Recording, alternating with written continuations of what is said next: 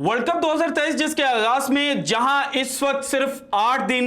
16 घंटे और 32 मिनट बाकी बचे हैं, वहीं पर जनाब दुनिया क्रिकेट का जो दूसरा सबसे बड़ा खेल है और पाकिस्तान के अंदर जिसकी पॉपुलैरिटी सबसे ज्यादा है यानी कि क्रिकेट, उसके अंदर सियासत बड़ी बुरी तरह से इन्वॉल्व हो चुकी है। पाकिस्तान की जो क्रिकेट है उसको अब जो सियासी पंडित्स हैं उन्होंने बाकायदा गंदा करना शुरू कर दिया है। वो इल्जाम जो हम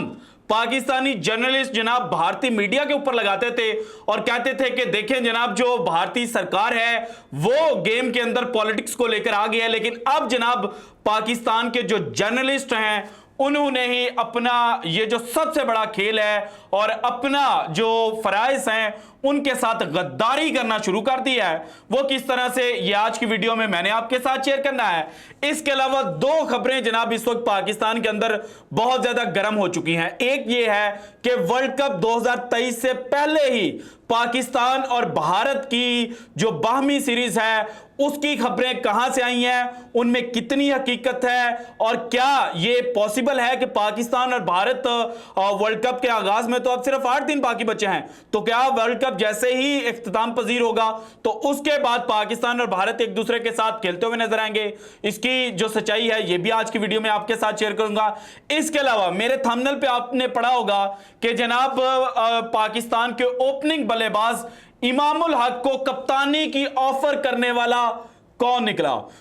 इसके भी जो डिफरेंट पहलू हैं वो मैं निकाल कर आपके सामने लाया हूं। लेकिन सबसे पहले देखें कि पाकिस्तान जब श्रीलंका के खिलाफ एशिया कप 2023 का मैच हारता है उसके बाद हमारे जनाब एक बड़े सीनियर जर्नलिस्ट हैं, सीनियर सहाफ़ी हैं कादिर ख्वाजा साहब, वो एक खबर ब्रेक करते हैं और कहते हैं कि जनाब शाहीन शाह अफरीदी और बाबर आजम के दरमियान नोकझोंक हुई है। उन्होंने नोकझोंक का भी लफ्ज इस्तेमाल नहीं किया। उन्होंने कहा कि जब बाबर आजम जनाब एक मैच के बाद जो स्पीच है वो कर रहे थे तो उसके दरमियान जो शाहीन शाह अफरीदी हैं उन्होंने इंटरवीन किया, लेकिन जितने मुंह उतनी बातें। और पाकिस्तान का जो एक मखसूस मीडिया ग्रुप है जो कप्तान बाबर आजम पर हमेशा से तनकीद करता रहा है और जो जनाब इस वक्त ये जो चूरन है वो बेच रहा है कि पाकिस्तान की जो क्रिकेट टीम है उसके अंदर तो यारियां दोस्तियां चल रही हैं, तो जनाब उन्होंने कहना शुरू कर दिया कि देखें कादिर ख्वाजा जनाब झूठ गाड़ रहा है, कादिर ख्वाजा ब्लैकमेल करने की कोशिश कर रहा है और जितने वो इल्जाम लगा सकते थे कादिर ख्वाजा साहब पर लगाए गए। लेकिन जनाब अब एक वीडियो मेरे हाथ लगी है, वो वीडियो मेरा दिल तो था कि आपको दिखाता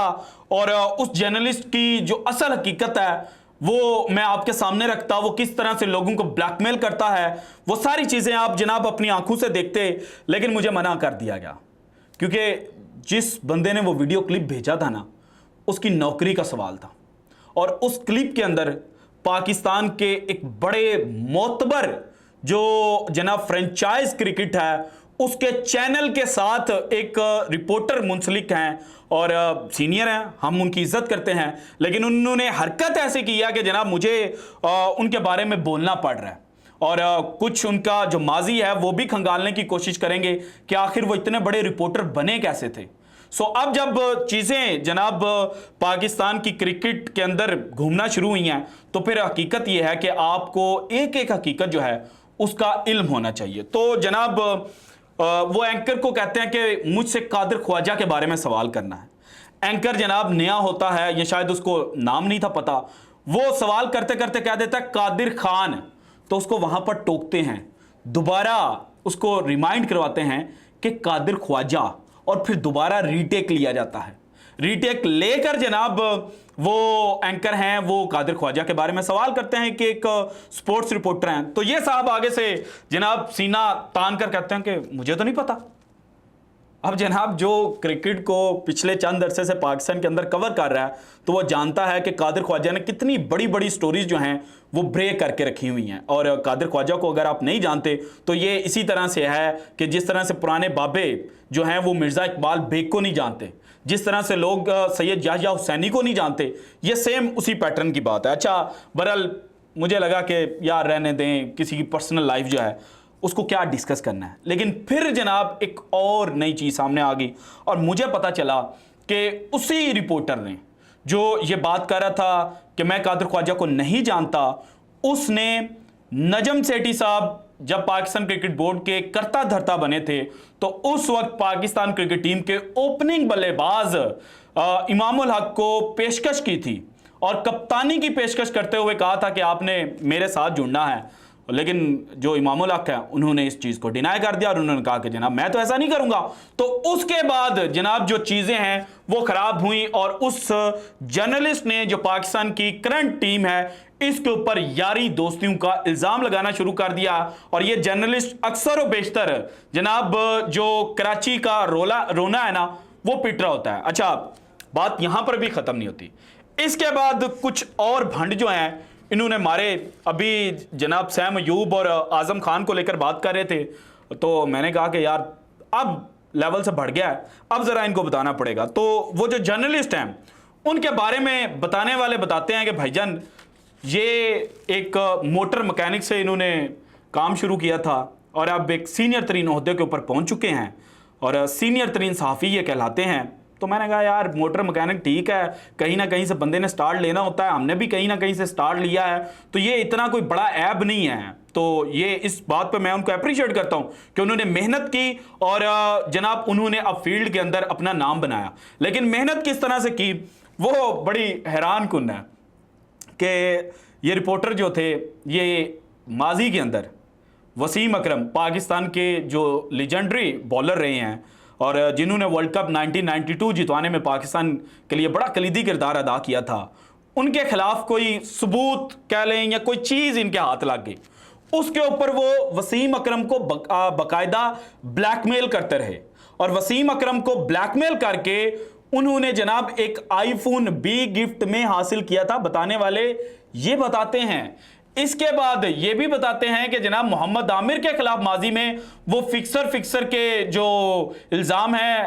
इल्ज़ाम तो नहीं हकीकत ही है, फिक्सर के नारे लगाते रहे, लेकिन अब वो मोहम्मद आमिर के सबसे करीबी दोस्त माने जाते हैं। इसके बाद जनाब चीज़ें यहीं पे ख़त्म नहीं होती। ये रिपोर्टर जब पाकिस्तान क्रिकेट बोर्ड के नए जनाब एक्टिंग चेयरमैन सामने आते हैं, ज़का अशरफ साहब जो मैनेजमेंट कमेटी के हेड हैं, तो उनसे भी एक मुलाकात करते हैं। अब इस मुलाकात की तफसीलात जो हमें बताई गई हैं वो बड़ी हैरान कुन है। इसके सबूत तो हम आपके सामने नहीं रख सकते, लेकिन जनाब कहा गया कि इस मुलाकात के अंदर उन्होंने वो शख्स जो पहले नजम सेठी के मतलब आगे पीछे घूमता था, वो नजम सेठी साहब गए और ज़का अशरफ साहब आए तो ज़का अशरफ साहब के आगे पीछे घूमना शुरू हो गए और उन्होंने कहा कि मुझे मीडिया मैनेजर के तौर पे हायर करवा दें। और फिर वहाँ पर कुछ चीज़ें ख़राब हुई। जो पीसीबी के डायरेक्टर मीडिया हैं उन्होंने कहा कि जनाब ऐसा नहीं हो सकता, इस बंदे को तो कोई इंसान अच्छे लफ्ज़ों से याद ही नहीं करता, और अगर हमने इसको एज आ मीडिया मैनेजर हायर कर लिया तो फिर जनाब जो रिपोर्टर्स हैं वो हमारे खिलाफ हो जाएंगे। तो इस वजह से इसकी नौकरी जो है वो मीडिया मैनेजर के तौर पर नहीं हुई। लेकिन बताने वाले ये भी बताते हैं कि जनाब ये अनऑफिशियल मीडिया मैनेजर बन गए। सो जनाब ये इस वक्त पाकिस्तान क्रिकेट टीम को जिस तरह से हो सकता है ब्लैकमेल की कोशिश कर रहे हैं, ये माजी में भी ब्लैकमेल कर चुके हैं और इस वक्त भी ये जनाब जो अपनी गंदी सियासत है और जिसको आप आसान लफ्ज़ों में येलो जर्नलिज्म बोलते हैं उसको जनाब क्रिकेट के मैदान पर लेकर आ चुके हैं। और अब जनाब जो आज की मेरी मेन स्टोरी थी, श्रीलंकन क्रिकेट बोर्ड के जो चीफ मेडिकल ऑफिसर कह लें उन्होंने जनाब एक पेशकश की है और एक इंटरव्यू के दरमियान उन्होंने ये कहा है कि पाकिस्तान और भारत चूंकि एक दूसरे को विजिट नहीं करते तो फिर श्रीलंका को as a neutral venue choose करके जनाब पाकिस्तान और भारत जो हैं वो खेल सकते हैं और यहाँ पर क्रिकेट सीरीज जो है वो पाकिस्तान और भारत के दरमियान हो सकती है। इसके अलावा माजी में भी हमने देखा था कि